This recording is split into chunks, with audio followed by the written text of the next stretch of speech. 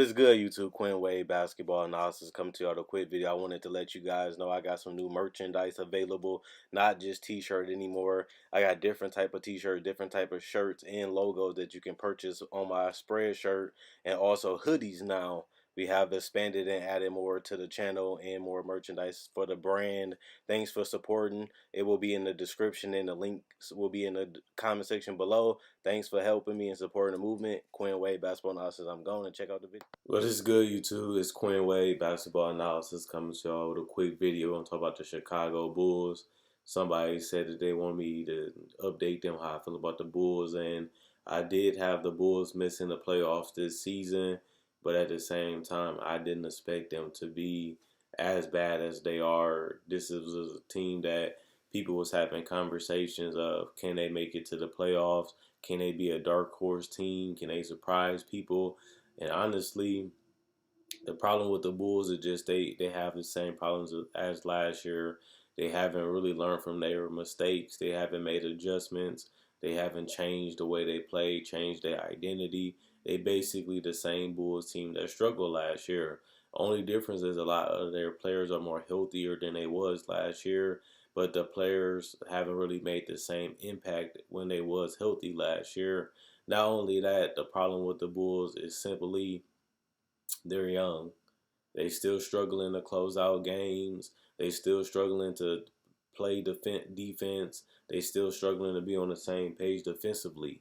You know, these players are just so bad individual defenders. They bad rotation defenders. They bad help defenders.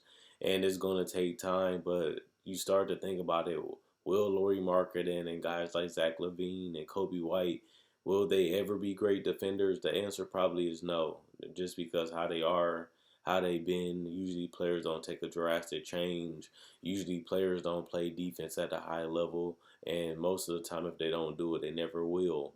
So the Bulls find themselves in a tough position where they have enough talent. You look at Satoransky, you look at Thaddeus Young, you look at Lauri Markkanen, you look at Zach Lavine, you look at guys like Kobe White and Chris Dunn.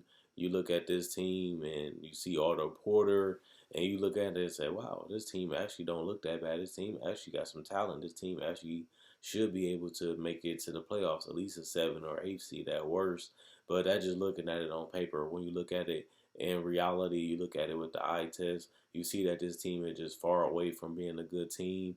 You see there's a lot of guys that don't really know what they're doing, don't really have a purpose of playing outside of just being out on the court. And it's sad to say that, but this Bulls team is nothing but a mess. And I understand why people was hyped up about this season for the Bulls, because Zach Lavine has been a guy that's consistently got better. He was a lot more healthier this coming into this season because he was able to rest his body. He was able to work out. He was able to get more better chemistry with his teammates, but he also was able to take this season to really reflect on last season and really get more healthier with his knee that got torn. And he just hasn't took that next step like people thought he would. I am a Zach Lavine fan. I do love me some Zach Lavine, but I do understand his shortcomings, and I do understand that he is struggling. But I feel like right now he has been a solid player. He hasn't took that leap to become an all-star just yet. He was a borderline all-star last year, and he didn't take that leap to the next level this year, and it happens. You know, we have expectations, and we have goals just like they do, and sometimes you reach them, sometimes you don't, and sometimes you fall a little short. It's just part of the game of life, and he just didn't become the player that we thought he can be in Chicago, and he has just became a solid scorer, and that's really about it. He's not the greatest playmaker, not the greatest defender, not the greatest closer, but then again, we expected these things to change, and like I said before, the Bulls have never made the adjustment and never have gotten better. And then you got to look at it like this. Lauri Markkanen, he was a guy that showed that he can be a great number two, a great piece on a team that can contend. And he took a step back this year. He hasn't been playing the same way. He hasn't had the same fight, the same force. He hasn't really had the same confidence. He hasn't been knocking down shots from the perimeter. He hasn't been finishing the greatest, even though he's a 7-footer. and it's just a huge disappointment because Lauri Markkanen was a big part of their future, and Lauri Markkanen was a guy that's the modern day big, can be tall and mobile, can rebound at a good level, and being able to stretch out the floor from mid range to three. That opens up lanes for guys like Kobe White and Chris Dunn, but also Zach Lavine to get to the basket and get to the free throw line, and also get him a guy that can pick and pop, and that's a weapon that you really want to utilize, but they don't utilize Lauri Markkanen enough, and it's because they got a lot of talent that they're trying to, mix and mash, but it doesn't fit well together, and they really don't know what they're trying to do defensively and offensively. I feel like this team is very, very lost. They really don't know who they are. They don't know what they want to do, and they really don't know what direction they want to go in offensively and defensively, and they don't have an identity. And you would think that they would establish that after being under Boylan for basically almost 2 years. But also, since they all been there, a lot of these players been on this team for more than 1 year, and they still haven't played well together, and they still haven't fit well together. And when Chicago has been a team that, you look at all this young talent and you just see how much potential, how great this team can be. And that's the sad part because we looking at it on paper. Is it a coaching decision? Is it a time for them to get a better coach? Do the players want to be coached? Do the players want to change? Are the players coachable? And those are things you got to start asking because they have enough. When you look at the Chicago team, they have enough to be a legitimate playoff team in the East.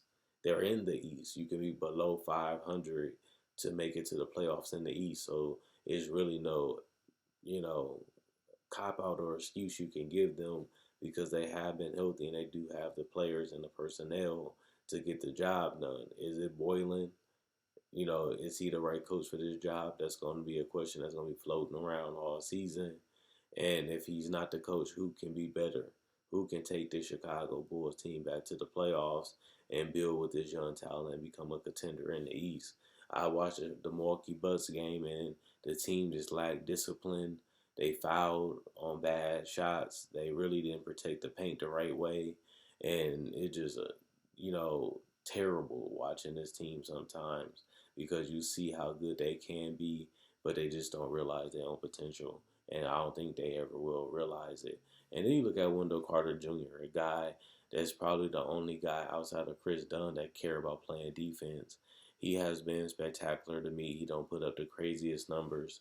He don't do the craziest things, but for him to be a rim protector and a solid rebounder and a guy that can set good screens and a guy that doesn't mind doing the dirty work for this Bulls team. And that's one thing I love about Wendell Carter. He's selfless. He's willing to block shots. He's willing to make the extra pass. He's willing to be unselfish and really try to balance out this team. They got a lot of players that can score.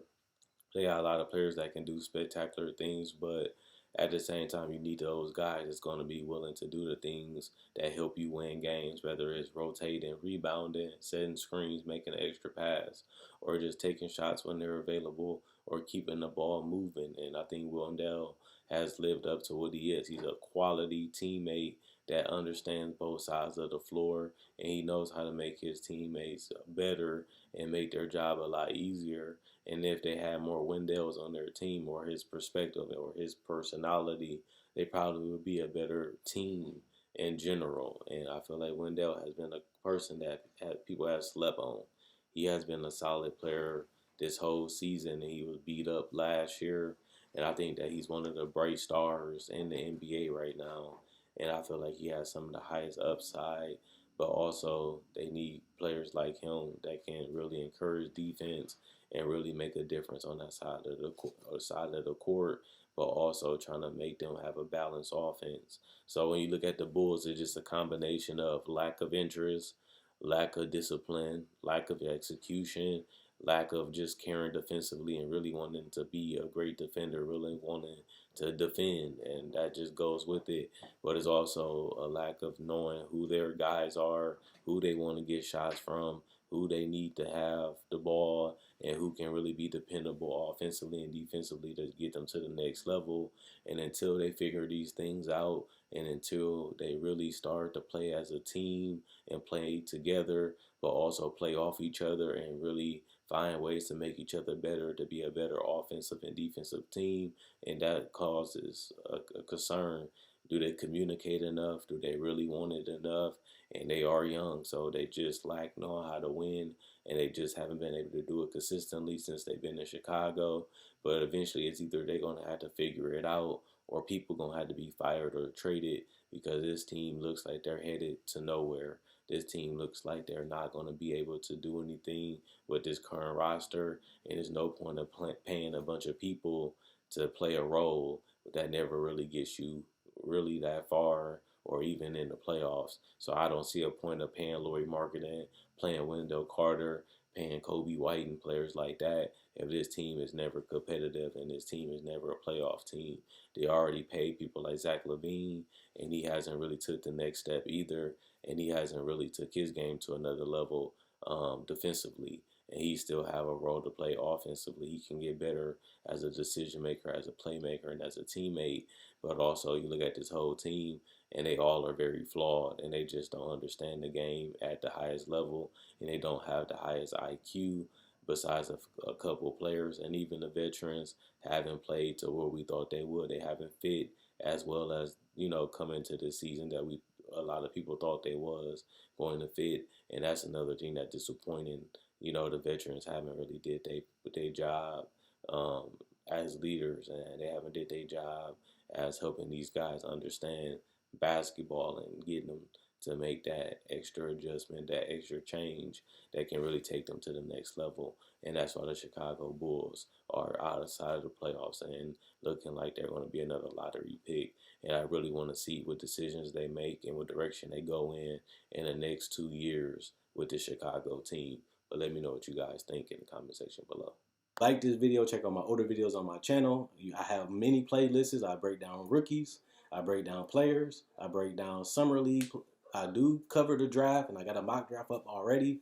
Not only that, I do podcasts, and I also talk about the game of basketball, whether it comes to summer league, free agency, trade deadline, buyouts, and also I cover top 10 discussions and stuff like that. So you like this type of video, you like the NBA, check out my older videos and my playlists. I enjoy making these videos. You guys enjoy watching.